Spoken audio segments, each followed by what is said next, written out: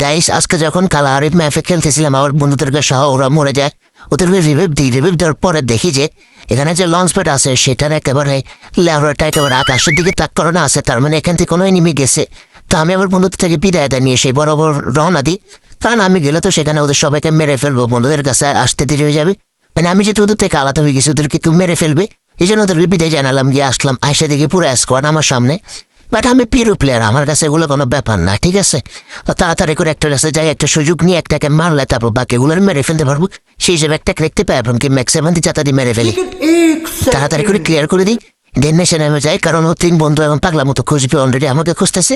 এই যে একটা সামনে এখন মেরে দিব, এই যে মানে মেরে দিব বলতে আমাকে মেরে দিছে আর কি। কি হয়েছে? আমারই তো মেরে দিছে, সমস্যা কি ভাই? আমি তো বট, আমার তো মারবে, সেটা তো আমি ভুলে গিয়েছি। তারপর আমার বন্ধুদেরকে রিকোয়েস্ট করতেছিলাম, ওরা আমাকে মানে রিকোয়েস্ট করার পর তারপর রিভিভ দিছে।